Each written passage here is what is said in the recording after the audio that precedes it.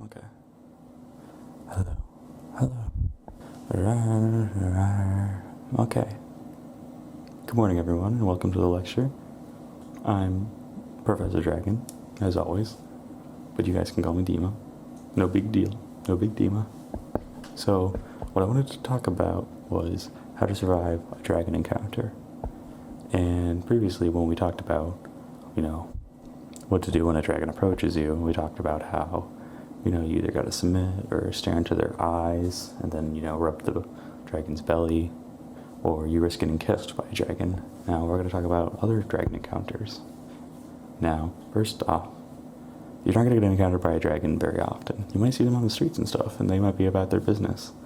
And, just like you, they got things to do, they got people to see, they got, rars to be had, and as long as you don't make yourself an enemy of a dragon, you're in good shape for, just surviving, your everyday life. But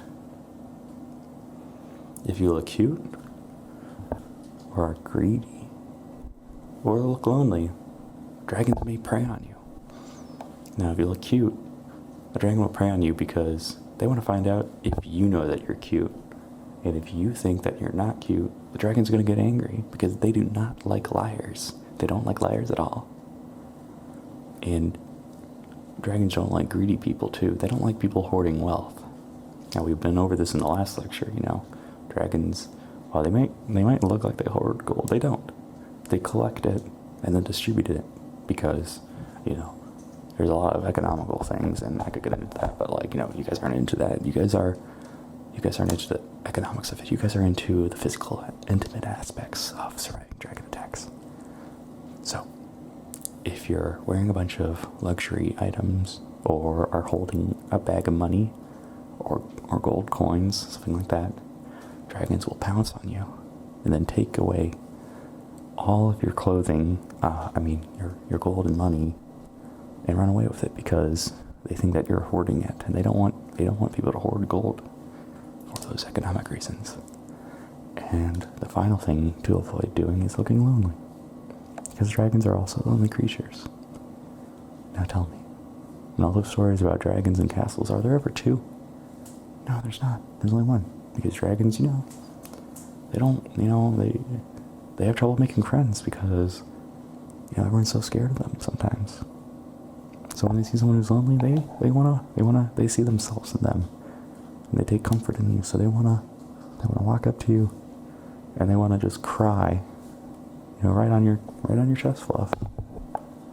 But anyways, what does a dragon attack consist of? Now, previously I said that dragons will pounce on you and then kiss you. That's not all they do. That's not all they do at all. You see, dragons, they like to get on top of you.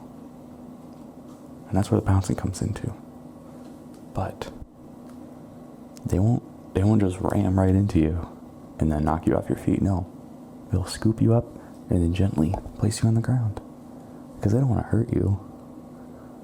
But they want you to know that they mean business. And dragons are all about business. Which is why, you never lie to a dragon. You never lie. You never lie to a dragon. If a dragon says that you're cute, you damn well better say that you're cute back. And you're like, yes, sir. Or yes, ma'am, depending on, or just say, I am. You don't want to risk upsetting a dragon. If they're like, I don't believe you. I don't believe that you're actually cute. You need to say it back. Say it back to me. Say, I am cute. That's your turn. Good fluffs. Okay. Now, if a dragon goes to bite you because they're now at the claiming stage, and I might have skipped a bunch of steps, but no. When a dragon means business, they want to get something done. And that something could be, hugging you, kissing you, chomping on you, all of these things.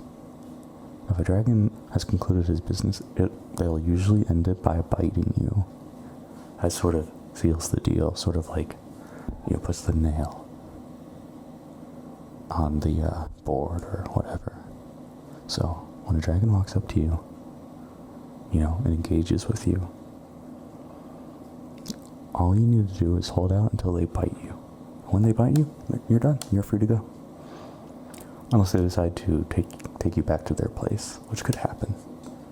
And that'll happen in one or two ways.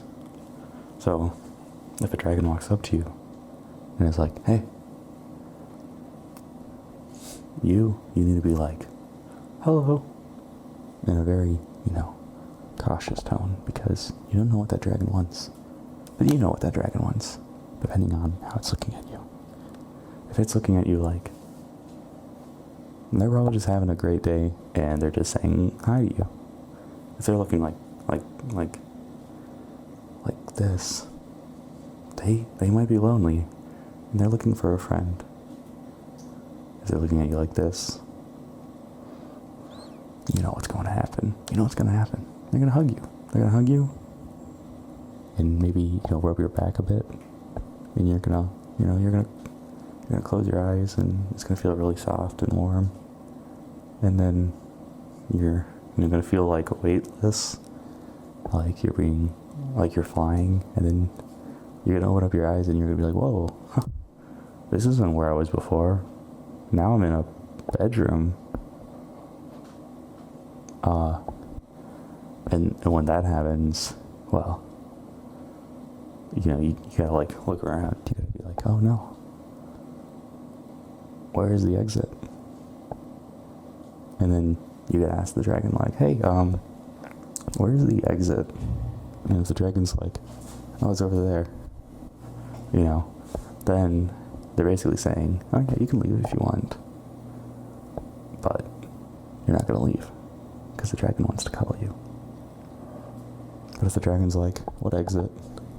Then that means that you guys are lost, and you somehow ended up in another dimension where you're in a bedroom with no escape. And that's a problem, because you're likely in the back rooms. If you're in the back rooms, you got a no-clip out. And dragons, they can fly, they can do magical things, because they are magical beasts. But no-clipping, that's cheating, and dragons don't like that. They don't like to cheat. So, you might be stuck there for a little bit until, you somehow glitch through the bed. And in order to glitch through the bed, you're going to have to get into the bed. With the dragon, of course. You and the dragon are going to get into the bed together. And then try to no-clip through. And in order to do that, well, you know how to, break through, physical barriers, right? You have to, really go through them using a lot of force. And when you have a teammate, a dragon, helping you try to, clip through solid objects, it can speed things up. So yes, you and that dragon are going to go onto that bed, and you're going to attempt to no-clip through to escape this backroom corridor. But if you aren't in the back rooms and you're just in the dragon's room, and there's a door, then you're free to go if you want, but you don't want to, because there's a dragon there and he wants to cuddle you. And you're thinking to yourself, man, I haven't had cuddles for a bit. Yeah, I could cuddle a dragon. Now, we're gonna get on to the most important stage, how to cuddle a dragon. Now this is very important, because dragons, they could be bigger than you, and you don't want to end up getting crushed by a dragon rolling on top of you, and you're like, help, I can't breathe. You don't want that to happen.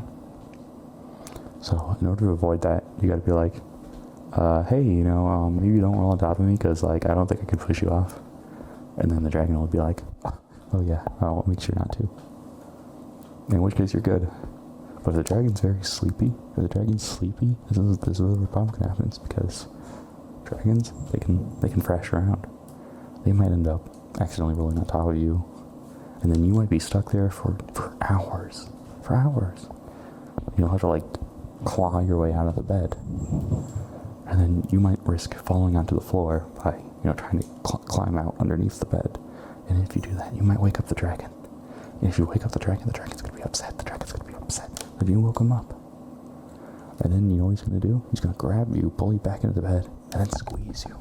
Squeeze you like you're a toy.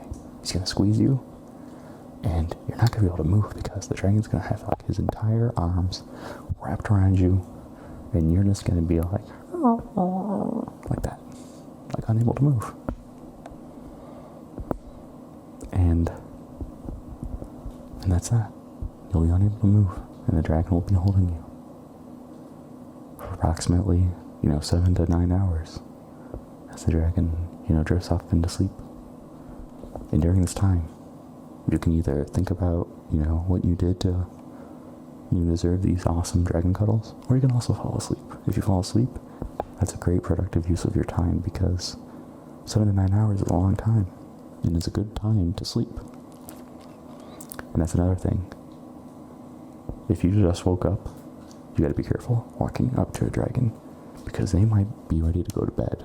And you might have a productive day ahead of you, but it could get curtailed by a dragon. And you don't want that to happen, unless you do. But if you have things to do, people to see, obligations, you might need to tell that dragon, I don't really want to cuddle right now, I have work to do, unfortunately. Maybe later? And the dragon will be like, okay, cool. I'll see you. Mwah. And they'll lightly kiss you on your forehead because dragons are nice like that. Wow, look at the time. Wow. Class dismissed.